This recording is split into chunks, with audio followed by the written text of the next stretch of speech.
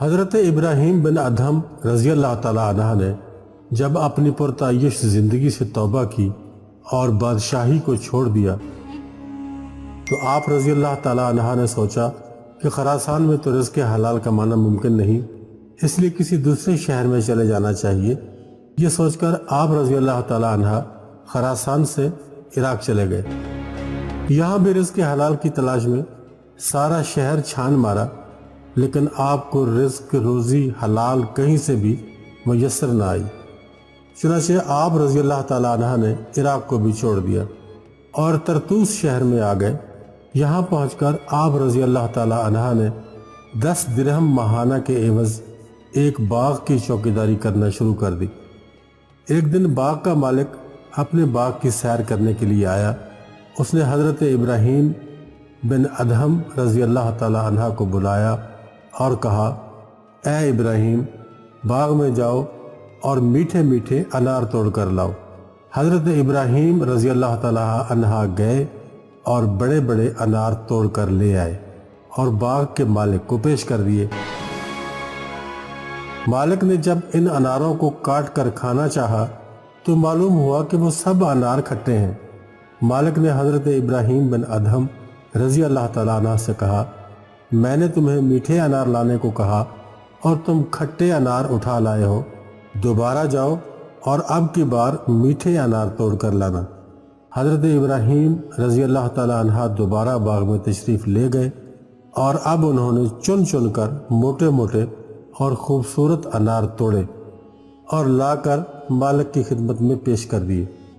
باغ کے مالک نے ان اناروں کو بھی کاٹا تو وہ بھی ویسے ہی کھٹے تھے جیسے پہلے والے کھٹے تھے۔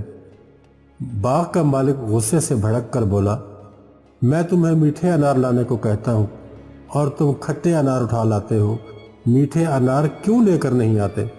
حضرت ابراہیم بن ادہم رضی اللہ تعالیٰ عنہ نے جواب دیا، آپ نے مجھے میٹھے انار لانے کو کہا اور میں باغ کے سب سے خوبصورت اور بڑے انار توڑ کر لایا۔ اب ان کے کھٹے یا میٹھے ہونے کا علم یا تو اللہ سبحانہ و تعالیٰ کو ہے یا آپ کو معلوم ہوگا، مجھے اس کا علم نہیں۔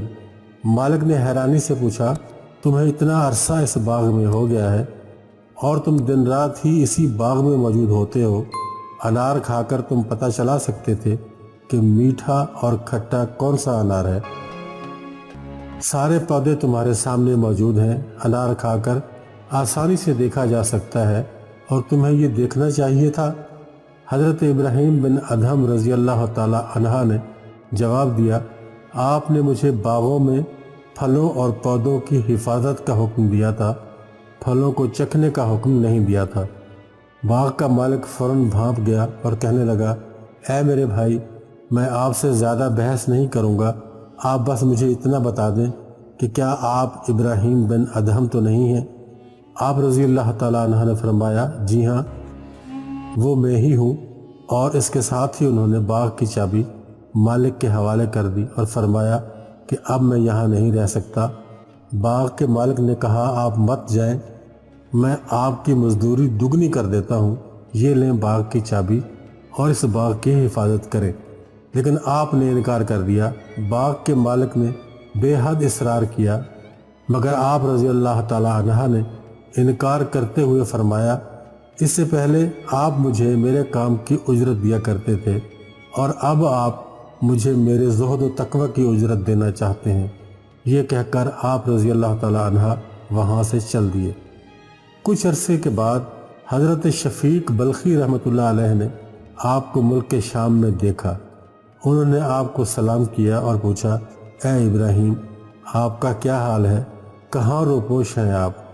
آپ رضی اللہ تعالیٰ عنہ نے فرمایا، اے میرے بھائی، کیا بتاؤں، رزق کے حلال کی تلاش میں شہر شہر، کریا کریا اور گاؤں گاؤں گھوم رہا ہوں، کیونکہ معرفت الہی کا دروازہ فقط نیکیوں سے نہیں کھلتا، اس کے لیے رزق حلال کمانا بھی بے حد ضروری ہے۔